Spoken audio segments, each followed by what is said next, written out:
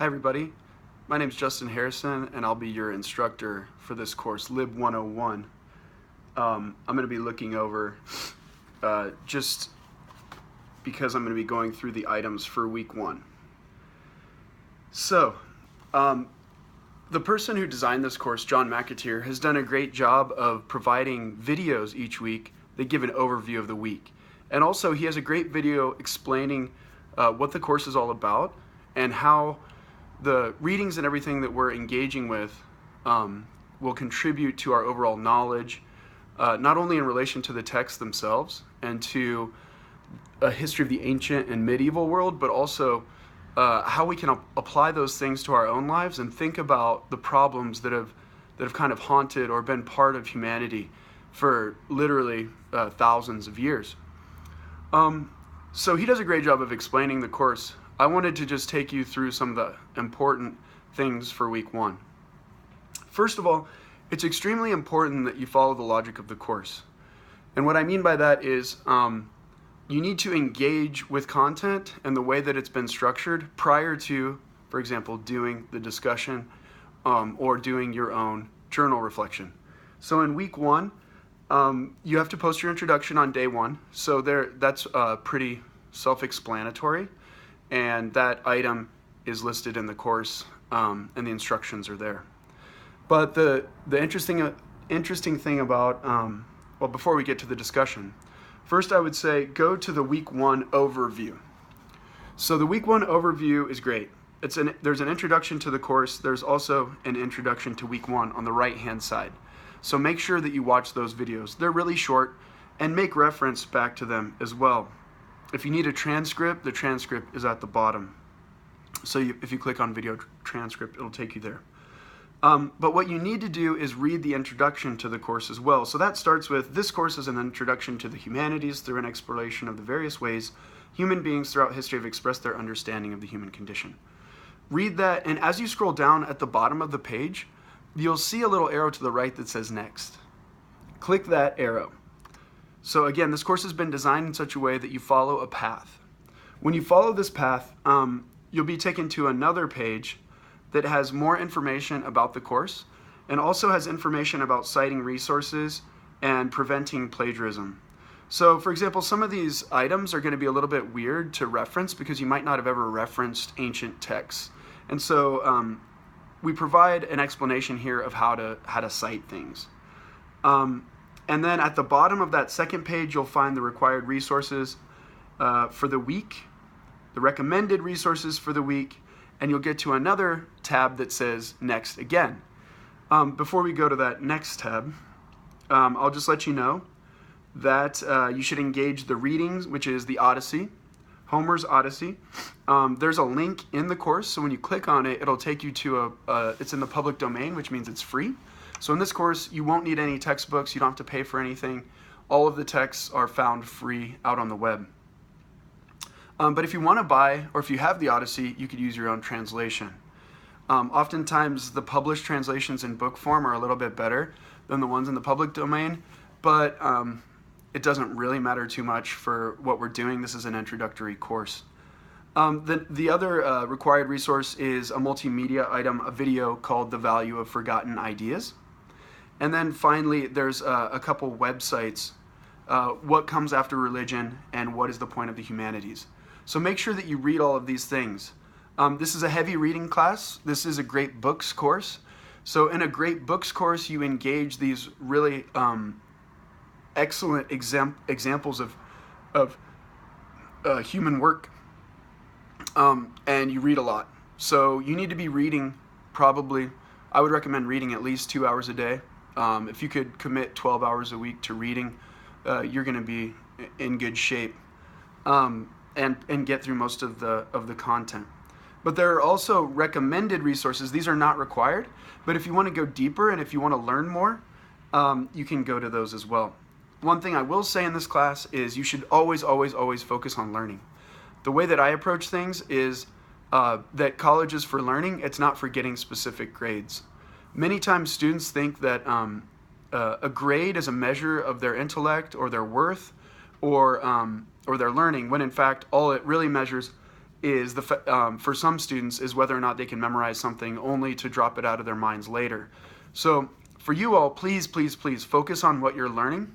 And if you're just trying to get the grade, you're probably going to run into some frustrations because ultimately, in order to successfully complete this class, you need to be engaging the text.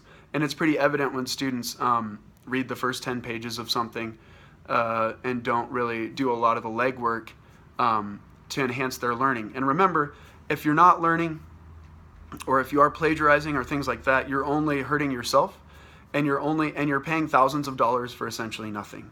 So if you're not learning in college, and if you're not having deep learning, then you're wasting your time and your money. And we all know the importance and the value of a degree. It does change our prospects for life. But if you get out there with your degree, and you don't have the learning that actually backs it up, if you still can't write, if you still can't speak clearly, if you can't think critically, if you can't work with other people and you get really angry at people in the work context, if you shut people's ideas down, if you're unable to collaborate, if you don't develop those skills in college, it's going to be evident when you go out into the workforce. And I know that many of you already are in the workforce, and hopefully you'll learn things that you'll be able to apply to your critical thinking and problem solving in your current positions. All right, back to the week. So we get to the bottom of the more expansive page that outlines all the resources, and we click Next again. When you do that, it will take you to your introduction. So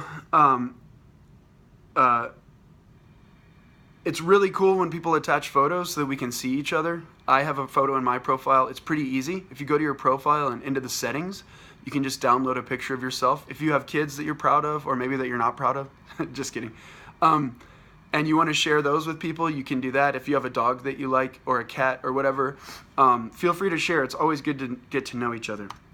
Again, you'll see after the introduction that little next button. Click the next button.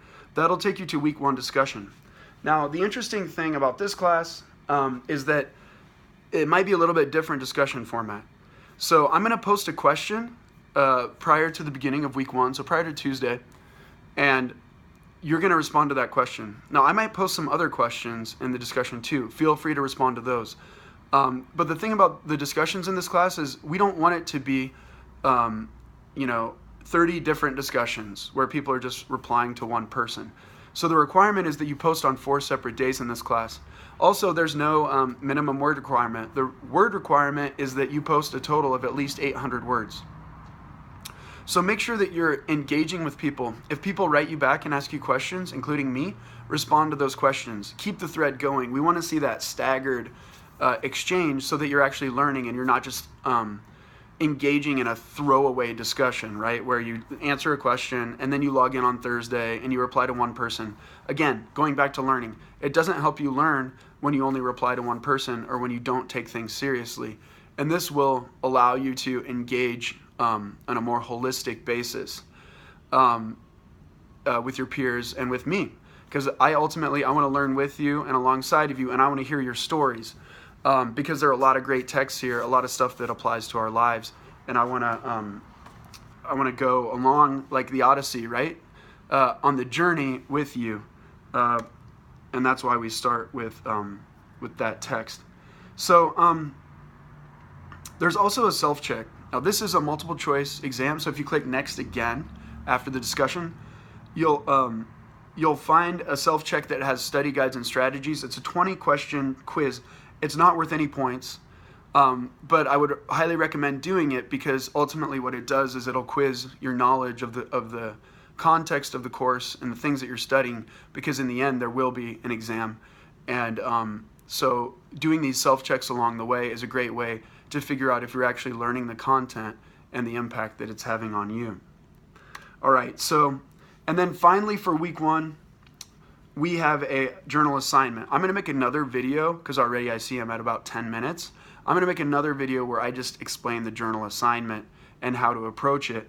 But again, I will be able to tell if you read the first 10 pages of the Odyssey and didn't read into the future, throughout the text. I will be able to tell if you're not drawing conclusions between the development of characters and your own personal journey. So again, immerse yourself in this. Turn off the TV. You should never watch TV essentially if your life is busy. I know it's a good way to relax and things like that, but so is reading. So find a quiet space if you can. I know some of you have children and a lot going on in your life, and it's really hard. But if you can carve out a little time for yourself where it's quiet, you can actually find the Odyssey on YouTube, so you can listen to it while you're driving to work. So you can download the YouTube app on your phone. Be careful when you stream stuff, not on Wi-Fi. It kind of eats up your data. But there's another app called LibriVox, LIBRIVOX, and actually you can download the Odyssey from LibriVox on your phone, and then that way it's not eating your data. It's just in there like a downloaded item, and you can listen to it while you're driving to work. You can listen to it while you're on your break. You can listen to it while you're cooking dinner. Just put your little earbuds in, whatever you're doing. Just keep consuming the content and thinking about how it relates to your life. All right, I know that's a lot of information, but I really look forward to working with you. That's the outline of week 1. I'm going to do another video about how to approach the journal assignment, and I'm probably going to do another video where I just take a passage that I read recently from the Odyssey, and I talk a little bit about it, and that will be an attempt to show you how to approach the text and how to think about it and apply it to our contemporary situation. So anyway, again, my name's Justin. If you need to get a hold of me, check out my profile. Texting is usually the best. I'm pretty busy. I usually have 4 to 5 hours of meetings a day, and I'm on the West Coast, so some of you, it might be kind of hard to get a hold of me. But usually I can text in meetings and stuff and get back to you quickly. Also, email me, justin.harrison@faculty.ashford.edu. That's also in my profile. So check it out, and let's have a great time together.